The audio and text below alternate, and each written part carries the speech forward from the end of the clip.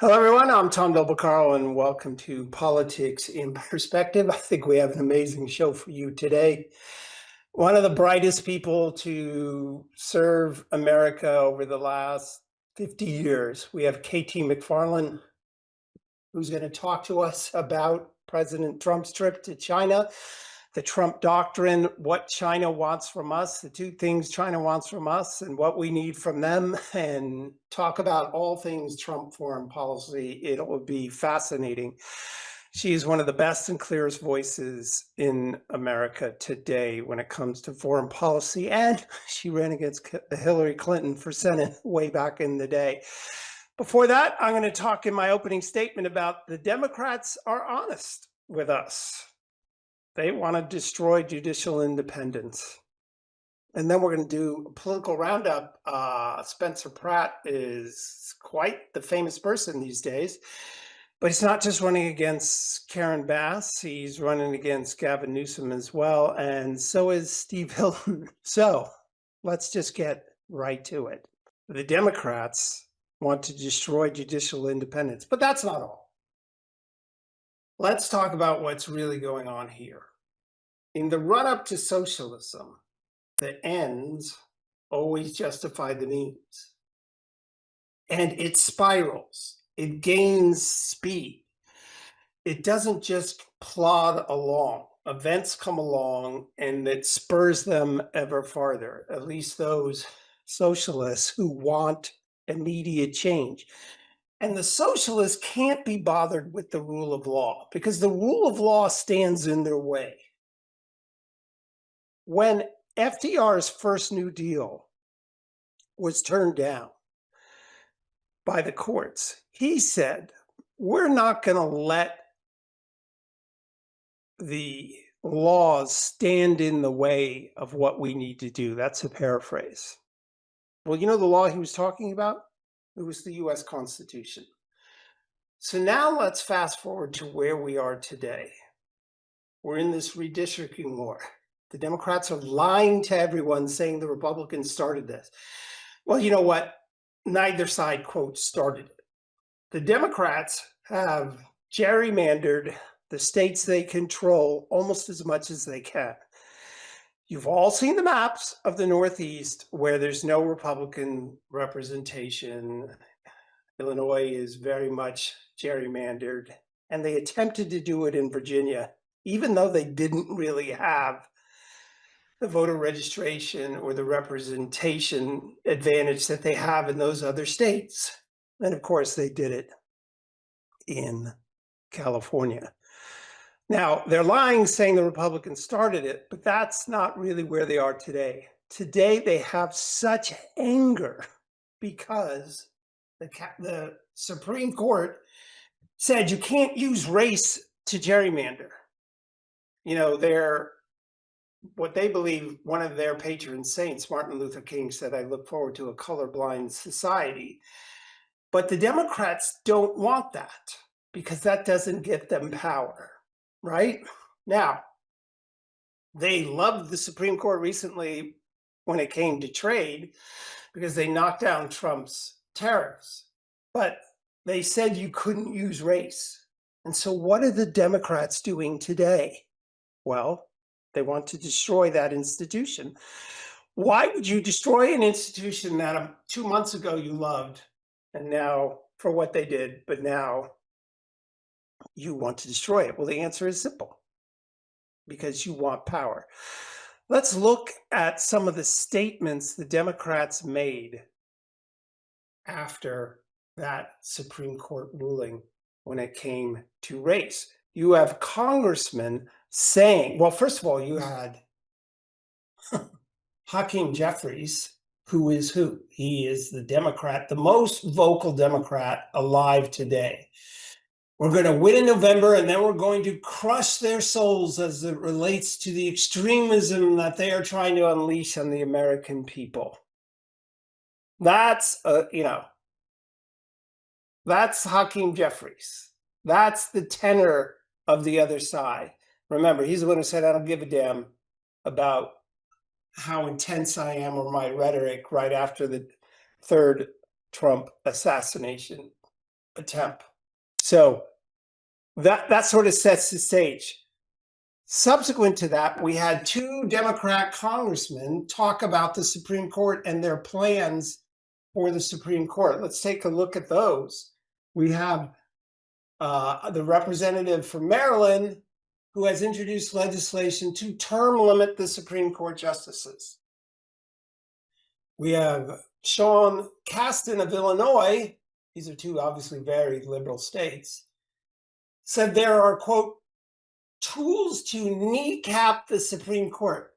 You know, keep in mind, do you remember when Chuck Schumer shook his fist out in front of the Supreme Court and said that Kavanaugh and Gorsuch were going to feel it or pay for this in some particular manner? Imagine if Trump said something like that. Well, I'm going to kneecap the Supreme Court. Go back to that slide.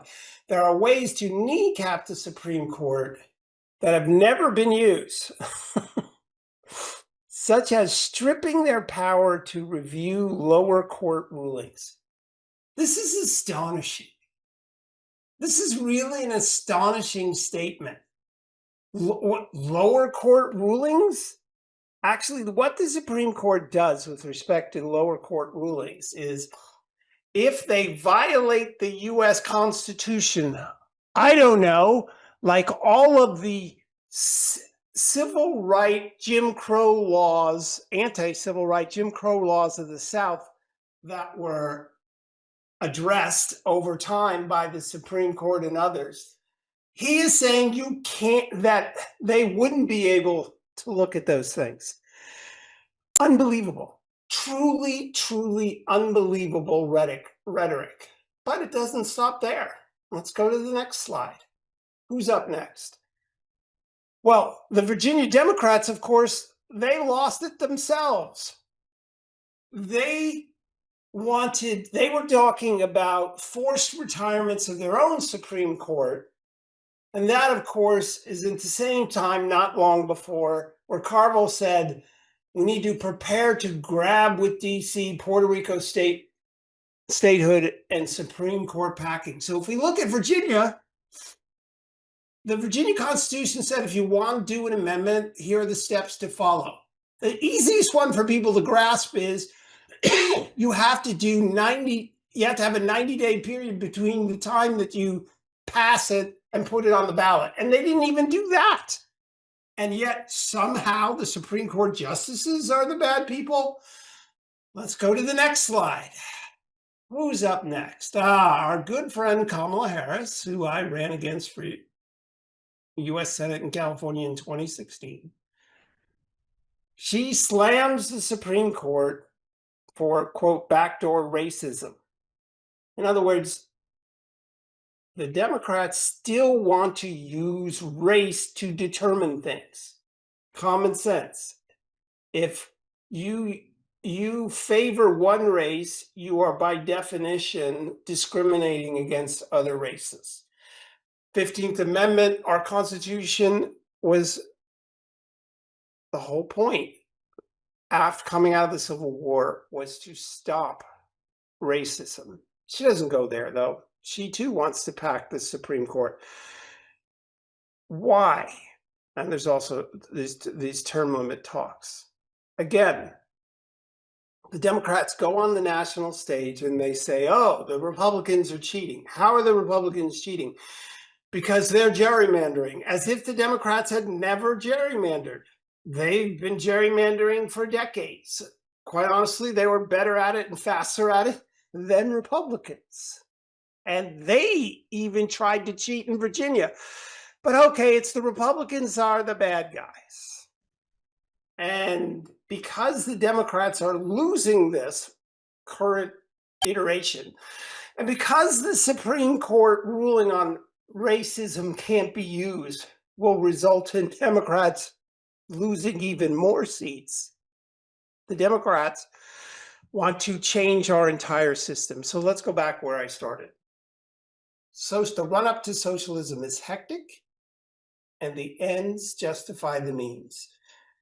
The Democrats want to end the current structure of the American Republic, the United States Republic, because they realize they can't win under it. It's the same reason they brought in all those people across the border to change the electoral college balance, because they know they can't win the argument. Not long ago, Gavin Newsom said, we can't win the argument, so we must fight. Very underreported comment by Gavin Newsom. We can't win the argument, so we must win the fight. And we must fight. And the ends justify the means. And so the title of this segment was, At Least the Democrats Are Being Honest. The Democrats are openly talking about this to voters. Well, what does that tell you? They're serious about it. They're telling voters, if you elect us, here's what we'll do. We will change the rules wholesale. We will kneecap the Supreme Court. So give us the power so that we can stay in power. Notice there's no discussion about how to help people, the average American. They don't have a plan for that. Socialism doesn't help that. They want power, plain and simple. And that's my opening statement. Please join me on Substack. Get my books, The Lessons of the American Civilization, The Divided Era. PoliticalVanguard.com is my media site. You can go there, get the whole roster of these podcasts and the news of each day. And I want to thank Ex-American News for carrying us. I want to thank worldview2.com for carrying us as well, AUN-TV. So, coming up, the one and only KT McFarland, who started working in the Nixon administration at 18 and has experienced a world of foreign policy, and for my book, one of the wisest people in American foreign policy. And she's going to be on next and speak with her usual clarity. We'll be right back with more from Politics in Perspective.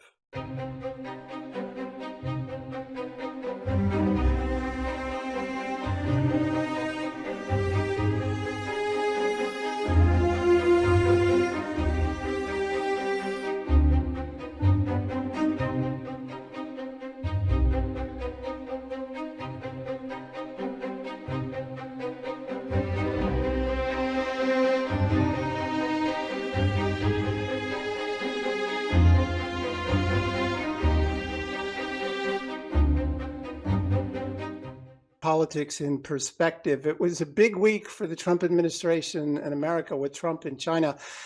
And I'm thrilled because I can't think of anyone better to talk to us about that trip and what China is to America, what it represents as a challenge, than the one and only KT McFarland. If you haven't followed her over the years, what I like about KT is not just her broad experience and perspective, but she speaks with clarity. And KT, I have said for decades that Americans need to understand that when you speak internationally, it gets translated into countless languages. And that's why we need clarity when we speak. Does that make sense? Yeah, and not only that, it's when you do foreign policy issues, and I've written speeches for presidents, and when they talk about foreign policy, they really have several audiences, right? The domestic audience that's listening and needs to understand what's going on here, how does it affect me at home, and then he has the allies audience, the international audience of countries which like us, and then he's got the international audience of countries that don't. And so you want to make sure that you can speak correctly. You don't want to say one thing to one, another thing to the other, but in such a way that everybody understands, that the American people understand what you're trying to do, that the allies understand what you're trying to do, and the adversaries do too. Ambiguity in some cases is okay in foreign policy. One of those examples might be with China, Taiwan, but for the most part, you want to be clear. And that's why I think that the two most effective communicators in foreign policy terms, at least in my lifetime, have been President Reagan and President Trump. They're not trying to mince words. They're not trying to fool you. They're not trying to say one thing, do another. They want to say exactly what they mean. And that's why, particularly in the case of President Trump, who's always available to the press, and there's nothing filtered. I can promise you what he says in the Oval Office is exactly what he says in front of a camera, exactly what he says on a podium talking to a foreign leader. And I think that's the most effective American president that you can have in foreign policy. No surprises, and be straight. So you've worked for 4 different Republican administrations. So the question becomes with this China trip. In the olden days, we talked engagement or containment. Where are we with China? Is it some mix of that? What should Americans' policy be as it relates to China, broadly speaking? Well, I hate to be a wonk, but let me start with President Nixon's 1972 trip to China. I worked for Henry Kissinger at the time. There was a secret trip in 1971 where Kissinger went to China. And before the 1970s, we, the United States, had no contact with China for over a generation. Going back to the 1950s, we didn't have ambassadors, we didn't have conversations, we didn't even have phone lines that would go from one country to the other. So one of the motivating factors of President Nixon opening up to China was we realized that China, which was a third world country, was going to eventually join the world, and we wanted it to be on our terms and our sponsorship. The second thing we wanted to do was to drive a wedge between the then Soviet Union and communist China. It was called the Sino-Soviet Alliance. We didn't want the two of them ganging up against us. And it was a very effective policy that President Nixon and Henry Kissinger had, and it opened the United States to China. It started a much better relationship. We were able to play the Chinese off against the Soviets, back and forth, to our advantage in almost all cases. The problem came in around the year 2000 when President Clinton said, okay, China, you can join the World Trade Organization as a third world country, which you are, and we, the United States, and we, the world, will give you advantageous trade terms so that you can build up your industry, so that you can modernize your economy, so that you can open up your society. And the thinking at the time, and both Republicans and Democrats thought the same. They thought, well, if we can open up China, if they can trade with the United States, they'll have an open society, they'll sort of drift towards democracy, we won't go to war with them, and we'll have a robust, potentially economic competitorship, but we'll have a peaceful relationship where China's not going to try to do anything bad to us, and we're not going to try to do anything bad to China. And in any event, in the year 2000, China was, they were still in rickshaws in a lot of countries. They were so far behind. Well, China took advantage of that, and then for the next 20 years, proceeded to really big borrowers steal advanced technology, mostly American technology, and we let them. And that's why you had the whole the whole hollowing out of the Midwest, all the manufacturing that used to happen in the United States and in the coal belt countries and in the center of the country in Michigan and Illinois and Pennsylvania and Ohio. All those manufacturing jobs went to China. Cheaper labor, better trade terms with the United States, and our companies couldn't compete. So fast forward now to where we are today, President Trump. Trump comes into office, and the first time, and he's always thought that China was ripping us off, that they continued to get all these preferential deals. And let me explain what that means. So let's say China makes a car. The car can be sold in the United States, and we don't charge them any tariffs. We could make an American car and try to sell it in China. And first of all, they wouldn't let us, they wouldn't have access to the market. And secondly, the cars that we were making in the United States sold in China had a 25-30% tariff. So it was not a level playing field in the least. So China used that period of time to build up its economy, but it didn't do what we thought. They, in fact, closed their society. They became more repressive, more aggressive, more territorial, had ambitions that we laughed at 20 years ago, but now we're taking quite seriously. And that is that China wanted to threaten the United States as a global power and then ultimately surpass the United States. And so today, the Chinese leaders, in fact, Xi Jinping, the President Trump just met with him. He says America's a declining power, and China is a rising power. China is going to be the country that controls the 21st century. Get on board now, because China is the wave of the future and America is not. So when President Trump, throughout his career, he's been quite consistent for the last 25 years. Every time he's talked about foreign policy, he's always said, China, China, China, they're ripping us off. We shouldn't let them get away with this. And he meant mostly with trade issues. So where are we today? Well, when President Trump came into office the first time, and then definitely the second time, he realized two fundamental facts that we could take advantage of. Number one, the United States is the one consumer economy every country needs to sell their goods in. 10 years ago, even in President Trump's first term, the assumption was, well, the European economy is large, the European Union, China, and others will try to sell their goods in the European Union. Well, in 20 years, the European Union, they have no economic growth. So they're not buying a lot of extra consumer goods. They're not going to Amazon and buying all the stuff you and I are buying. The second assumption was that China, because of its large population, would then become a huge market for our goods.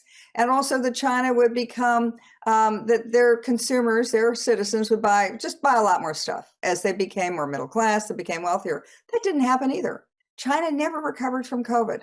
China, for a whole lot of structural reasons, their people don't buy stuff. They buy real estate, but they don't buy goods that are manufactured in the United States. So President Trump came into office and he said, I'm going to charge for the privilege of selling your things in the United States, because that's an enormous asset and we're getting nothing for it. We're giving it away. In fact, in a lot of cases, with the case of China and other countries, we're paying you to sell your goods in the United States because of the unfair tariffs that you're getting your stuff for not free and we have to pay to sell in your country. So we are going to get good at that game. And that's why he started renegotiating all the bilateral trade agreements. I mean, his intention at the very beginning was to blow up the world trading system and to use threat of US tariffs to get what we wanted. And it's been extremely successful, particularly with China. Okay, so you mentioned Richard Nixon. You said a lot there. Go back to Richard Nixon, which is amazing. Were you 9 years old when you were doing this with Henry Kissinger? I was 18, but go ahead. Amazing, right? What an opportunity. If you could bring up this quote from Richard Nixon, where he said, I don't know if you can see that, where he said China's security trumps, no pun intended, its ideology, meaning it acts in its security interests more than just being allied with other communist states. So what are we to think of them today? Are they situational, practical? Are they our adversary? Are they just our competitor? How should the average American think of China? Well, I think that those two things have merged, that the Chinese feel that their security is dependent on their ideology. 30, 40 years ago, they were separate. And there was a period of time when China just sort of shoved ideology to the back burner and they focused on being like mini capitalists. But no, today they're very much the same. I mean, Xi Jinping has become one of the most repressive leaders on the globe. And why? Because he feels that the Chinese Communist Party, which he heads, has to stay in power. And if anything is going to be sacrificed, it's not the ideology, which keeps them in power. It's not the security, which obviously security is what every country needs, but it's going to be their economic development. And that was the key. That was where we didn't get it right. We assumed that China would be like every other country and they'd want prosperity for their people. They do, but not at the expense of their ideology or their security. Interesting, yes. So the assumption was that capitalism and trade would open them up, but they want to stay in power more than they care about the welfare of their people. Is that what you're saying? Yeah. All right. So President Trump brought a lot of people over there, very prominent. We saw a New York Post headline saying open for business, if you could bring that up, and talking about how much money they're going to, quote, invest in American companies. Well, so I'm a business attorney.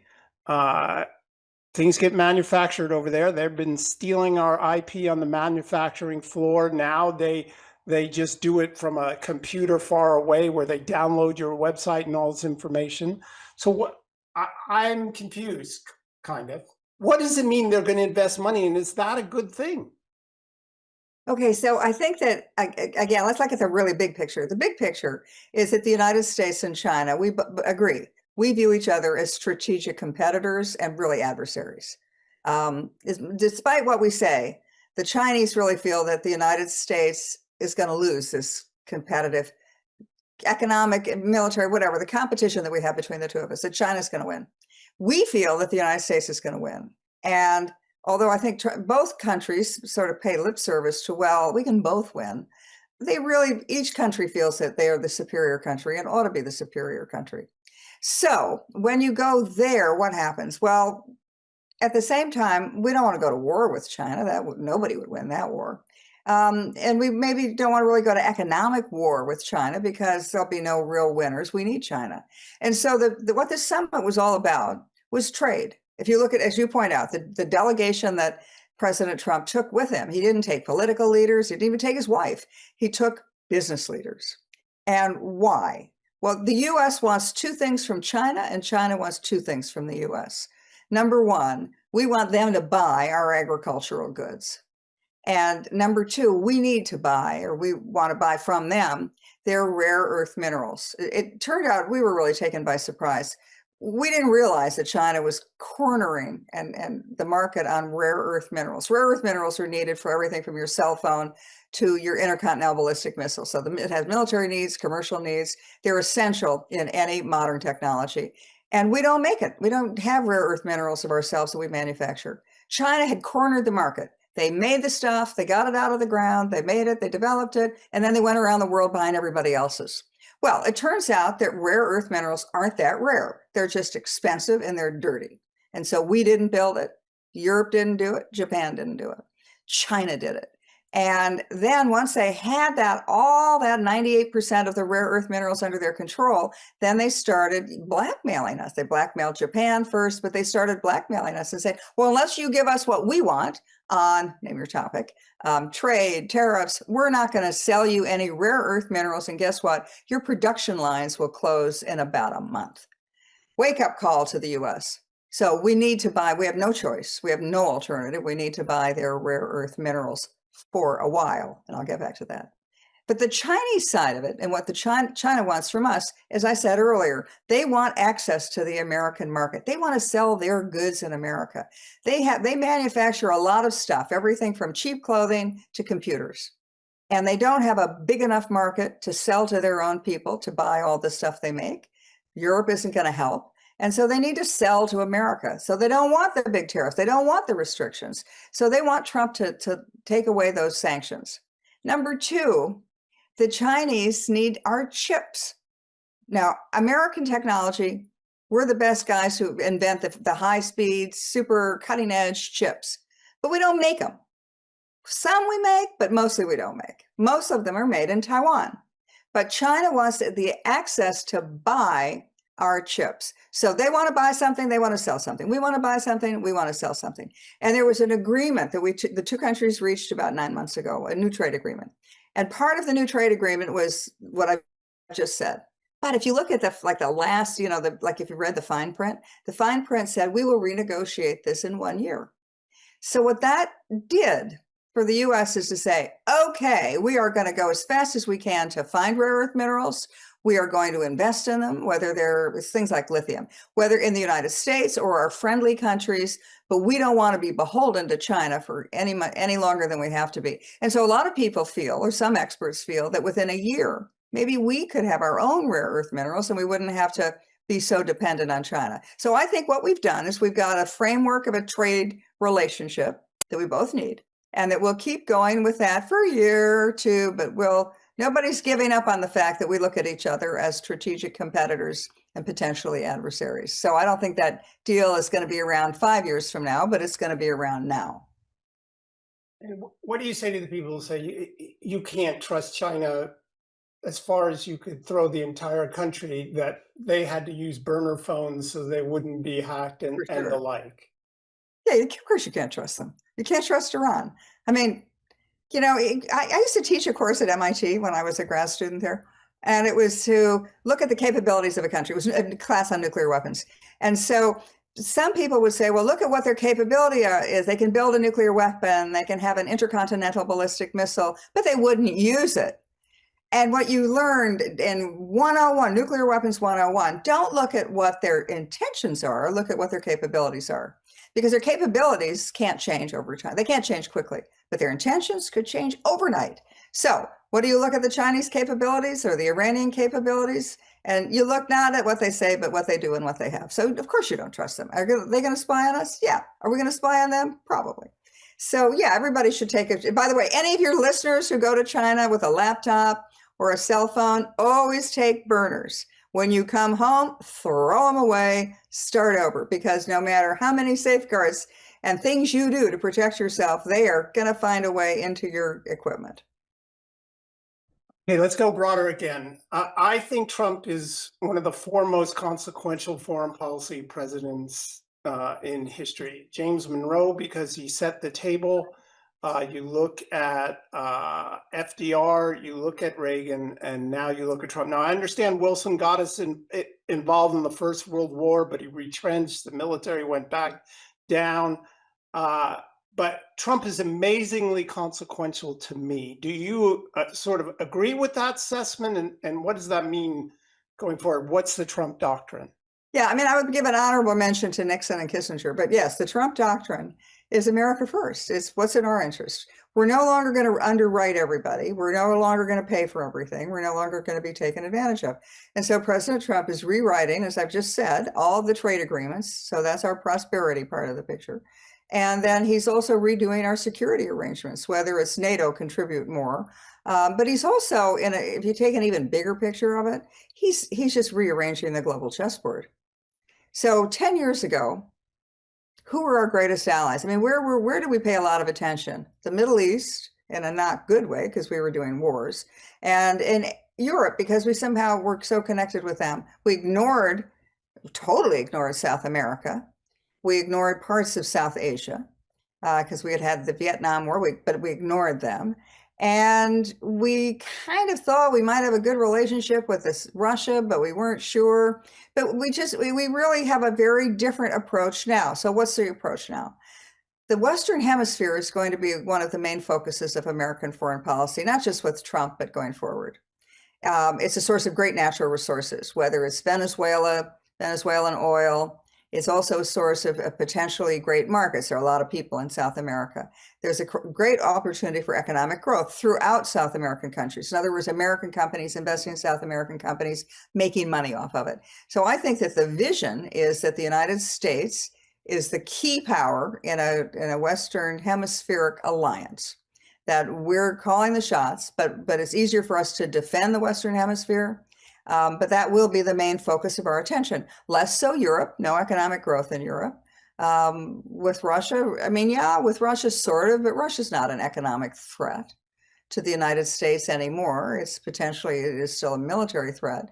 But the real threat, again, is the one country that could threaten us on all levels, and that's with China. And then as for the Middle East, where we've totally been preoccupied for the last 25 years, I mean, since September 11th, then you could even go back to the George H.W. Bush administration for the first Iraq War. It's all been about oil. It's access to oil and getting involved in the fights and the wars in the Middle East, which we can't win, but we feel that we have to be part of.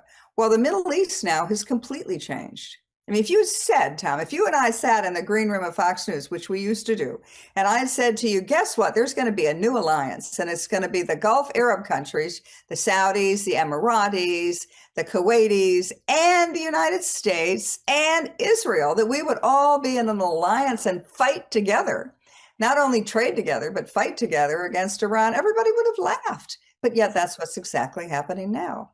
It started with the Abraham Accords, which was a trade relationship between Israel and the Arabs. And now it's become a security relationship. The Israelis are sending Israeli military to the United Arab Emirates and supplying them with iron domes to defend and protect against Iranian incoming missiles. So all parts of the globe are being rewritten. The relationship between the United States and China, now it's no longer we're favoring them, we're not letting them rip us off, we're going to trade. with a keen eye towards knowing that we're not friends, that we trade, and maybe we're going to be enemies, but we can live with that. Better relationship in the Middle East, which potentially is at peace once the Iran war is over. Less focus on Europe because they're not that important to our security or to our economy, and far more focus on the Western Hemisphere. Okay, next up.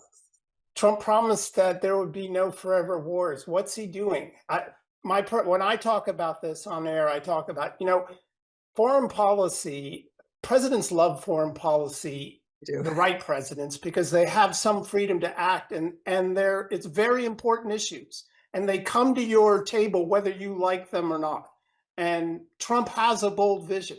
So what do you say to the people that he was going to, in their minds, retreat and just go inside Americans' borders? Well, I don't think it was ever going to be an isolationist. I mean, I was one of the people helping be the architects for the Trump policy, whatever you want to call it, in the first term. And it was never that the United States would become an isolationist, America alone foreign policy. It was always going to be America's interests first. We would protect ourselves first, not protect everybody else and pay for everybody else. But it was never meant to be an isolationist policy. So it was never meant to withdraw from the world or retreat from the world. But what it was definitely all about, and remains all about, is don't get stuck in these forever wars, whether they're Vietnam or Afghanistan or Iraq or Libya, or Syria, where we're fighting with no hopes and no prospects of winning. And yet we don't figure out how to win, but we can't figure out how to, we don't all lose. And so we just sort of are stuck in this sort of cold war, but it's a hot war that's expensive in blood and treasure. And yet we get nothing for it. So I think when people say, well, if that was his thing, no more forever wars in the Middle East, what the heck is he doing in Iran? Well, I think it's a couple of things. One, you have to preempt Iran's nuclear weapons. Iran, we always knew Iran would cheat. Iran would use the Strait of Hormuz, closing the Strait of Hormuz, as blackmail. And we were worried that if they ever got nuclear weapons, that then they would hold the whole world hostage, because they'd be willing to use them. And so we needed to preempt it. Now, all the presidents for the last, 10 presidents have said Iran can't have a nuclear weapon, but nobody did anything about it. President Obama thought he could do something about it by bribing them and paying them, and maybe they would have a nuclear weapon, but it wouldn't be for a decade. Well, that was just the worst policy, because it gave them a lot of money, and then they used it to build a nuclear weapon. So Trump, I think, did not want to have to deal with Iran's nuclear problem, but he felt he had no choice, and he thought time was running out. And I think that was the right move. Now, we're in the middle of it. How does it end? I think it ends in the next month. I think that the statement that just came out a few hours ago, that the Chinese and the United States, so President Trump, President Xi Jinping, the big takeaway from their meeting, besides the trade issues that we've just talked about, are that China says, number one, Iran should not be allowed to have a nuclear weapon. That's our position all along. A couple of months ago, China was helping Iran build nuclear weapons. Point number two, the Strait of Hormuz should be open. Number three, Iran isn't going to be able to charge a tariff for it. So all of those things are our policies, our positions. And Iran is now, China's supposed to be his big ally, big consumer of its oil products. China's abandoned Iran. China wants that Strait of Hormuz open. And they basically, the way that sort of diplos speak to each other is that China has basically said, okay, America, you go open that Strait of Hormuz however you need to. You go stop Iran's nuclear program however you need to, and we're good with that.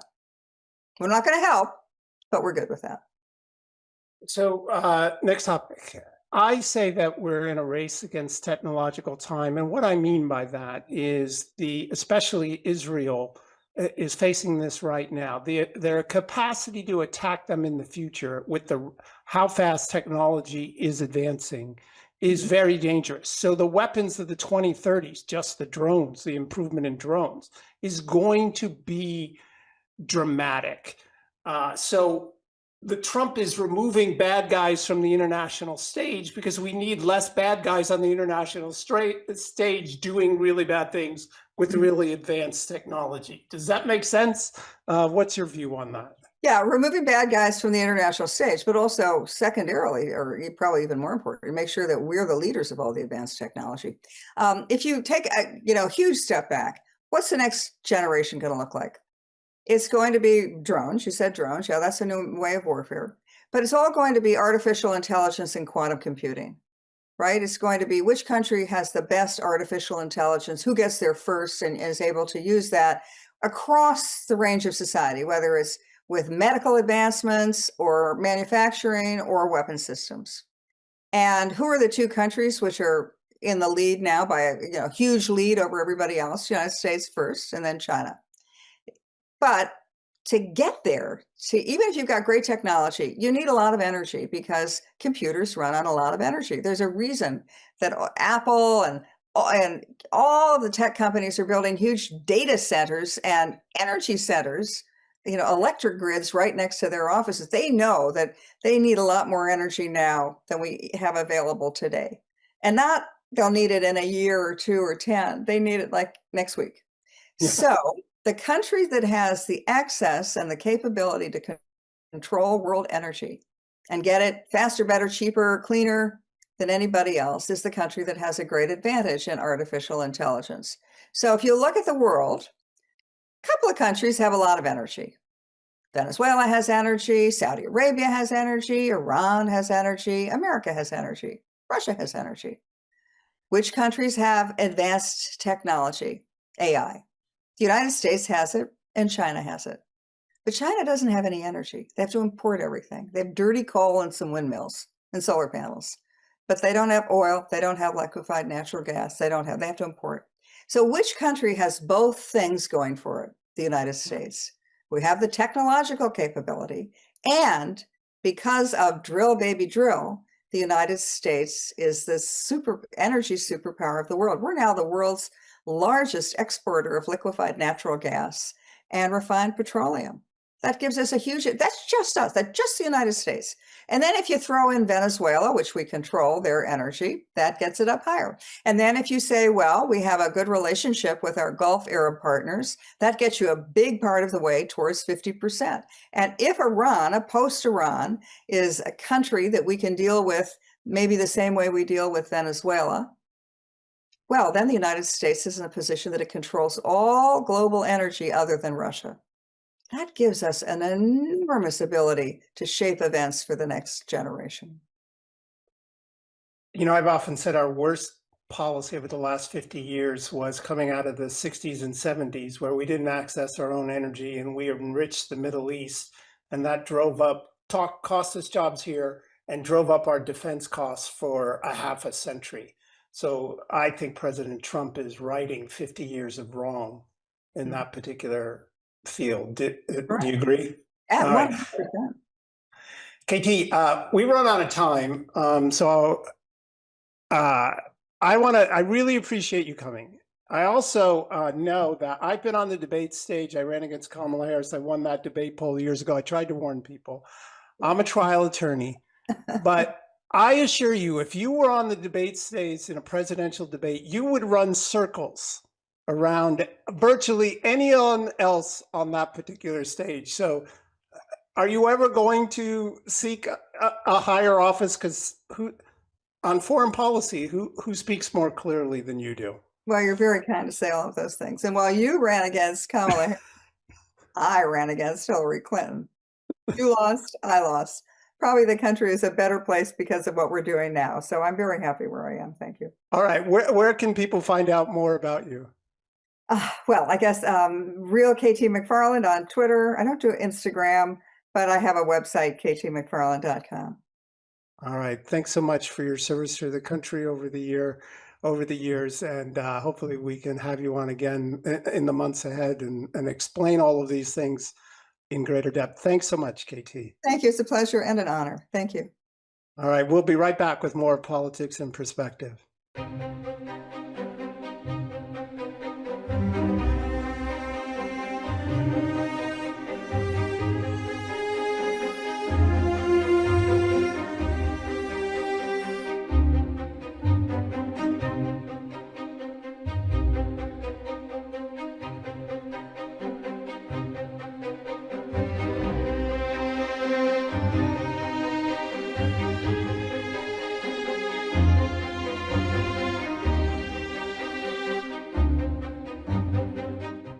Welcome back, everyone, to Politics in Perspective. I hope you enjoyed KT McFarland. Whether you agree or not on certain policy positions, she's a realist and she's a wealth of knowledge. And I couldn't be happier that she was on the show.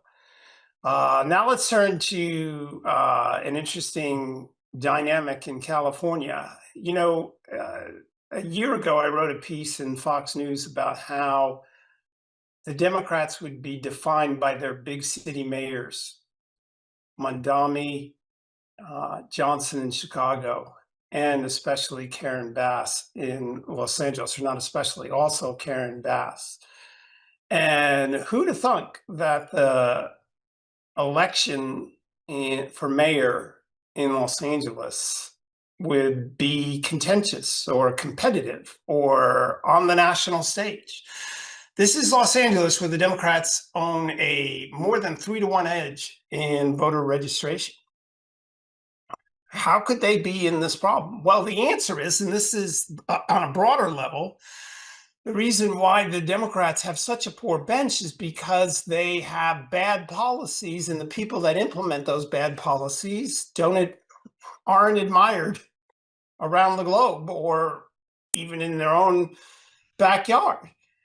So we have this incredible race with Spencer Pratt, who is a political novice, who shows up and says the obvious. He's having enormous fun. He has all of these AI generated ads sweeping the internet, certainly as it relates to Los Angeles. And here we are in this poll, which shows that he is in second place. Now, this is a race which, if no one gets to 50%, it goes to a runoff. And he's looking pretty good. He's rising in the polls. In fact, he's out fundraising, believe it or not, Karen Bass. Now, the most important thing about that poll to realize, other than the fact that it could go to a runoff, is that Karen Bass is at 30%. What does that mean? That means 70% of the voters in Los Angeles are not satisfied with her. That's an astonishing number for a Democrat enclave. I'll say it again, 70% don't think she's doing a good job. If they thought she was doing a good job, they would support her now. After all, she's everything you otherwise would want in a liberal Democrat. She's of color. She's very liberal. She famously cried when Castro passed away. All of those things. But her policies are awful. So what's happening? Well, Pratt isn't just running against her. He isn't just running against the woman below who said he's a fascist. Really? A fascist? Spencer Pratt, because his house got burned down, he's a fascist? That's the best you got for Democrats? Now, Spencer Pratt now is running against the entire Democrat establishment, including Gavin Newsom, because he is upsetting the apple cart. And that's what's important here. The same thing can be said of the Republicans. Newsom said recently that he has a fail-safe thing to do if Republicans somehow win the governorship or the votes trends that way this fall. The Democrats are in the fight for their lives because their policies are so bad. And the only way to save them is through big money and also kneecapping, if I can use a phrase that we talked about earlier. But Spencer Pratt represents an enormous challenge to them, and they can't afford for him to win and do the right thing, because that will show them up. And so Karen Bass, Newsom, and the Democrat establishment are circling the wagons to stop him. In California, the governor's race, they are also circling the wagons. Javier Becerra is a mess. Susan Rice called him a bitch, said didn't really even want him in the public eye. Axelrod said said the Democrats didn't want him in the public eye. So what's going on with him? Same thing. Swalwell came and went. None of them like Steyer. Steve Hilton represents a risk to them. So they're circling the wagons. They don't think Becerra is going to be a good governor, but they will be able to control him. So the entire Democrat establishment is circling the wagons. And Pratt is running against that establishment, and Steve Hilton is as well. Now let's go to our next topic in our political roundup, which is the California gas tax. California, I wrote a piece for the New York Post. Trump comes to the rescue, but titled "Trump Shows Newsom How It's Done with Regard to the Gas Tax." California pays the highest gas prices in the country. Why? Because it's policy. They have environmental programs that add about $1.50. What are environmental programs? They charge people a gas tax to pay for, quote, environmental programs. Shocker. Price is high. They also have a gas tax. What do they do with the gas tax? Somehow, as if the other stuff isn't a tax. Well, the gas tax is supposed to fix roads. You drive California roads. If you're listening from California, do you really think you're getting your money's worth? No, they raid it all the time. But the Iran war is a big deal. It is causing a rise in prices. Mr. Affordability, that's what Newsom would like him to believe, but he's not the affordability in chief. He could easily suspend those taxes if he cared about California citizens. Remember, high gas prices do hurt the middle class and those less fortunate. So he's not going to do it. Trump is. So Trump is answering the call. Now, look, I've been advocating this for 2 months. I know Larry Kudlow's been advocating it. Stephen Moore. This is pretty simple. Lower the price for the duration of the Iran war. You can bring it back after that. But Gavin Newsom, he can't do it. Why can't Gavin Newsom do it? Because he has to adhere to a far left. He can't actually help people. He can't help the poor. He can't help the middle class because it's more important for him to adhere to the far left in his party. And no one should ever forget that as he seeks the presidency. All right. Karen Bass, returning to her, also had a very interesting comment this past week because she is under siege with these Spencer Pratt AI generated, where he's either Star Wars or he's a Marvel hero, and she's portrayed as the Joker in one particular ad. It's not very flattering. I personally am concerned about this kind of things going forward because God knows with deep fakes in the decades ahead where this is all going to go to. However, it's very clear that he's doing this as a satire. But Karen Bass said something incredibly interesting. If you were listening, she literally said about his campaign, when your messages are so hateful, or when you demonize people, then you do provoke people who are unstable. You provoke people that are unstable. Well, haven't we been saying that about the Democrats? Provoking people and the Trump assassinations? It's amazing. Karen Bass agrees with Donald Trump. Well, that's our show for this week, Politics in Perspective. Please join me again at Substack, politicalvanguard.com. We're also going to go up on TikTok with portions of this show. So please join us, please share this, and we'll see you next time on Politics in Perspective.